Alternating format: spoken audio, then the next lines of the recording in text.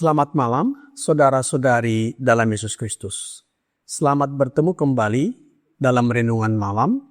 Ye shall receive power, atau engkau akan menerima kuasa, oleh Ellen G. White, tanggal 11 Desember 2025. Mari kita berdoa. Bapa kami yang di sorga, Allah pencipta langit dan bumi, laut beserta segala isinya. Satu-satunya Allah yang benar, yang kami sembah selalu melalui anak-Mu Yesus Kristus. Kami bersyukur dan berterima kasih atas penyertaan dan perlindungan Bapa sepanjang hari dalam seluruh aktivitas dan pekerjaan kami. Pada malam ini, kami akan mendengarkan firman-Mu. Mohon kehadiran Roh Yesus Kristus dalam hati kami, sehingga kami dapat mengerti dan menghidupkan setiap firman yang kami pelajari dan dengarkan. Kami persembahkan doa ini di dalam nama Yesus yang adalah Tuhan dan Juru Selamat kami. Amin. Renungan malam ini akan dibacakan oleh Ibu Esther Batubara. Kepada Ibu Esther, kami persilahkan. Selamat malam, saudara-saudariku yang kekasih di dalam Tuhan Yesus Kristus. Renungan malam kita pada hari ini, tanggal 11 Desember 2025, berjudul Setiap Kemenangan Mempermudah yang Berikutnya. Tetapi dalam semuanya itu, kita lebih daripada orang-orang yang menang oleh Dia yang telah mengasihi kita. Roma 8 ayat 37. Pekerjaan ada di hadapanmu untuk memperbaiki sisa hidupmu dalam mereformasi dan meninggikan karakter.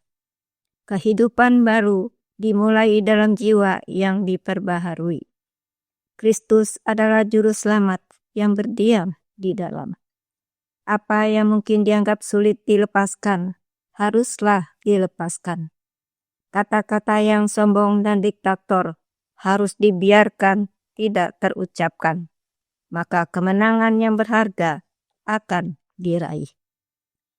Kebahagiaan sejati akan menjadi hasil dari setiap penyangkalan diri, setiap penyaliban diri. Satu kemenangan diraih, kemenangan berikutnya lebih mudah diraih. Seandainya Musa mengabaikan kesempatan dan hak istimewa yang dianugerahkan Allah kepadanya, ia akan mengabaikan terang dari surga dan akan menjadi orang yang kecewa dan sengsara.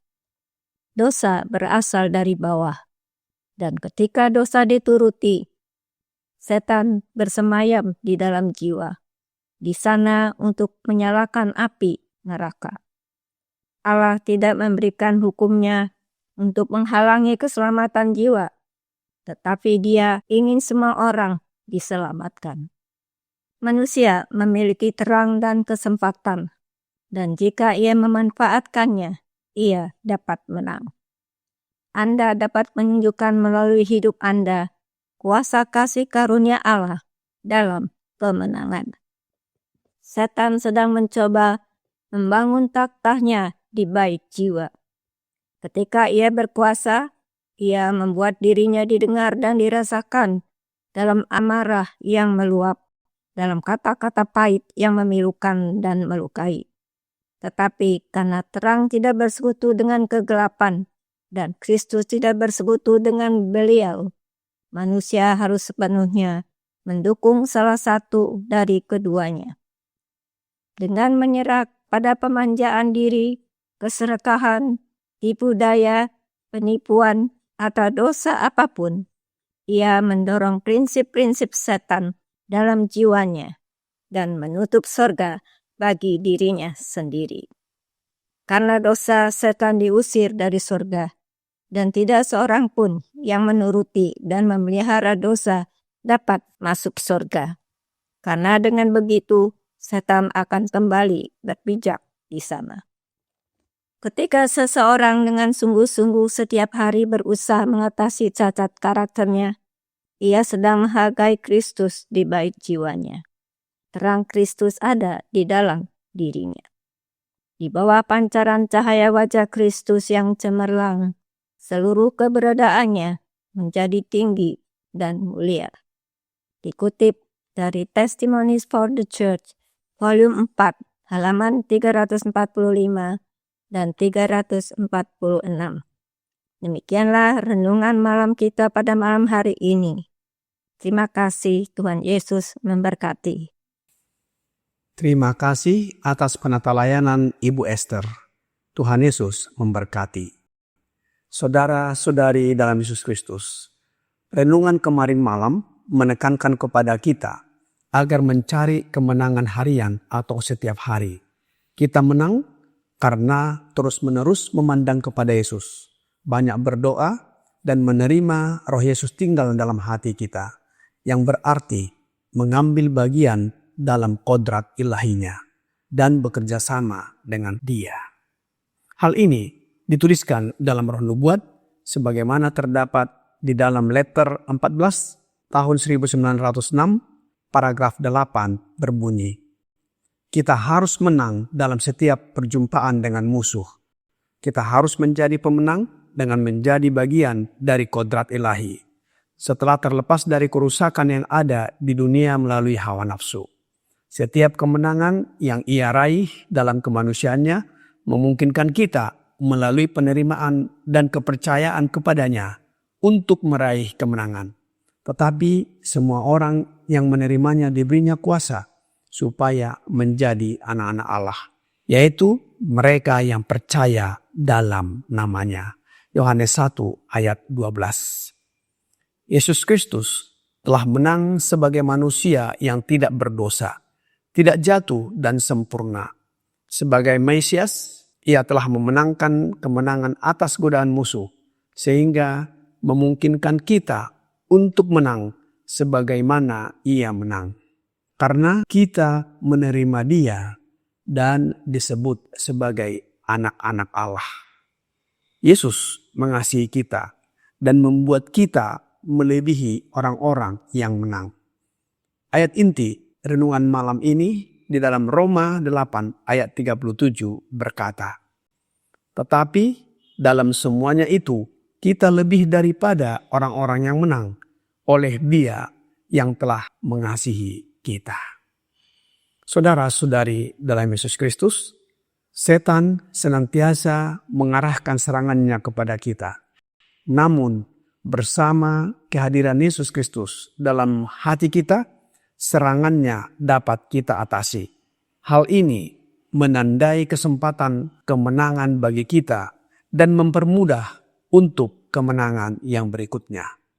Roh Nubuat di dalam The Youth Instructor tanggal 26 Juni tahun 1902 paragraf 6 berkata, setiap penyangkalan diri membuat penyangkalan diri menjadi lebih mudah. Setiap kemenangan yang diraih mempersiapkan jalan bagi kemenangan baru. Setiap perlawanan terhadap godaan, setiap penyangkalan diri, setiap kemenangan atas dosa adalah benih yang ditabur untuk kehidupan kekal. Setiap tindakan tanpa pamrih memberikan kekuatan baru bagi kerohanian. Tidak seorang pun dapat mencoba untuk menjadi seperti Kristus tanpa bertumbuh menjadi lebih mulia dan lebih benar. Di sisi lain, kegagalan dalam penyangkalan diri, godaan dan dosa mempersiapkan jalan kepada kegagalan dan jatuh dalam dosa lainnya. Renungan malam ini di dalam You Shall Receive Power, halaman 354, paragraf 4 berkata, dengan menyerah pada pemanjaan diri, keserakahan, tipu daya, penipuan atau dosa apapun, ia mendorong prinsip-prinsip setan dalam jiwanya dan menutup pintu sorga bagi dirinya sendiri. Karena dosa, setan diusir dari sorga dan tidak seorang pun yang menuruti dan memelihara dosa dapat masuk sorga. Karena dengan begitu, setan akan kembali berpijak di sana. Setan sedang mencoba membangun tahtanya di bait jiwa kita. Ketika ia berkuasa, ia membuat dirinya didengar dan dirasakan dalam amarah yang meluap-luap, dalam kata-kata pahit yang memilukan dan melukai. Oleh sebab itu, kita harus memeriksa hati kita, berjaga-jaga dan berdoa. Roh Nubuat di dalam Testimonies for the Church, volume 5, halaman 132, paragraf 1 berkata, hendaklah setiap orang memeriksa hatinya sendiri, membersihkan bait jiwa yang najis, dan berjaga-jaga sambil berdoa. Bertekadlah untuk mencari Yesus sampai Anda menemukan Dia. Jangan lepaskan genggaman Anda sampai kasih-Nya tinggal di dalam hati Anda dan Roh-Nya menaklukkan hidup Anda dan membentuk karakter Anda. Kemudian percayalah dan dengan keberanian Anda dapat mendekati tahtanya, mengetahui bahwa Dia akan mendengar doa-doa Anda. Biarlah dengan doa yang sungguh-sungguh dan menerima Roh Yesus tinggal dalam hati atau bait jiwa kita setiap hari untuk mengatasi kekurangan dalam karakter kita, terang Kristus ada di dalam hidup kita dan memudahkan untuk meraih kemenangan demi kemenangan dalam pertempuran berikutnya melawan godaan atau cobaan dan dosa. Kiranya renungan malam ini membawa pembaharuan bagi kita. Tuhan Yesus memberkati. Mari kita berdoa. Bapa kami yang di sorga, terima kasih atas firman yang sudah kami dengarkan malam ini. Tolong kami agar dapat menang dalam melawan godaan atau cobaan dan dosa.